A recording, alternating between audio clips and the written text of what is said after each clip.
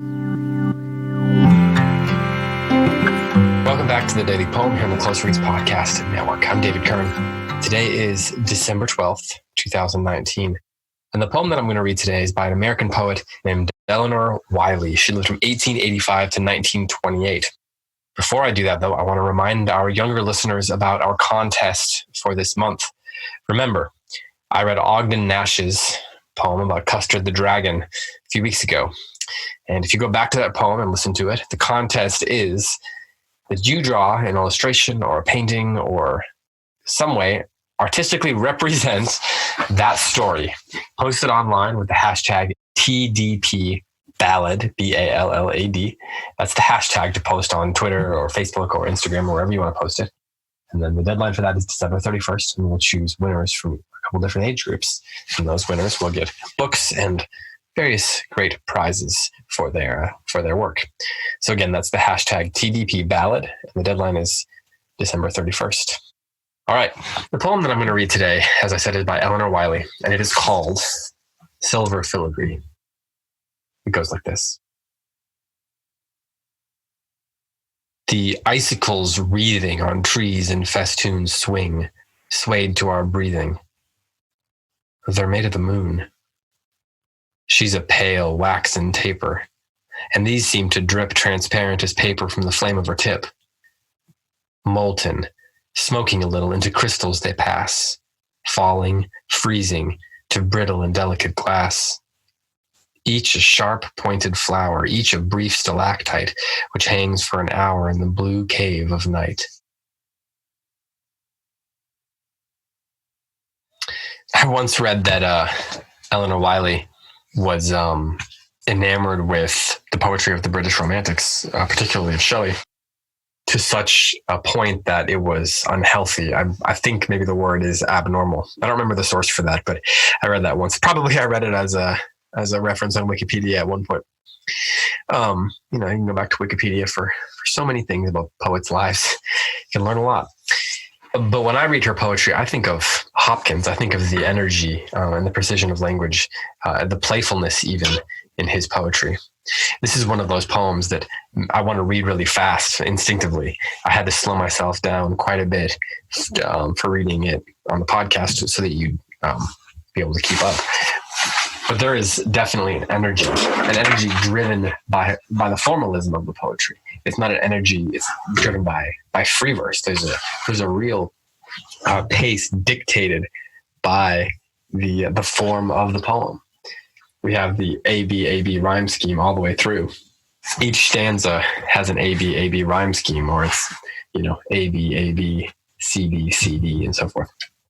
And that rhyme scheme and the consistency of the meter pushes the poem forward. But there's so many different things going on here. This is a great poem to just to write down, to copy down a couple times, to write it on the board with your students or for yourself or whatever, and just observe what she's doing. Because there is the meter, there is the rhyme scheme, but there's also the alliterations and the assonances and the repetitions and all the different things like that. Even the repetitions of images is a mark of a really skilled poet to do all that and for it not to feel forced or trite. To some degree, I guess it is forced, but it's certainly not. But it's certainly playful. It's not overbearing. I don't think. I'm especially intrigued by the first stanza. The icicle wreathing on trees and festoons swing, swayed to our breathing. They're made of the moon. I love how those first three lines have this incredible energy that just pushes the poem forward. You want to run them all together with that enjambment. You want to read it as quickly as you can. It just rolls off the tongue. And then there's that colon, that end stop, giving after the third line, giving you almost like a conclusion of the thought. They're made of the moon. And it stops you in your tracks. I love how she does that. The icicles wreathing on trees in festoons swing, swayed to our breathing. They're made of the moon. It's as if she's looking at these icicles and these lines come to mind. And then all of a sudden it occurs to her, they're made of the moon. I love the way that it's almost like a thought process, or the imagination at work in the form of what she's doing here.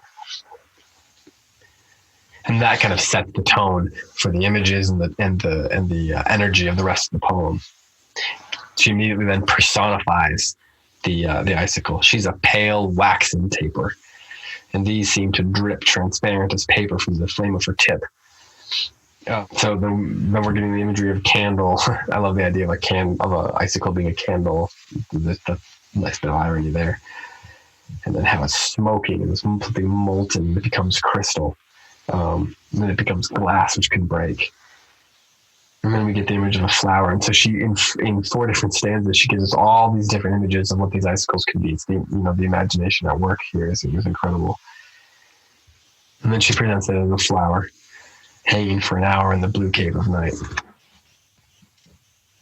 As you probably know, filigree, which of course is in the title, silver filigree.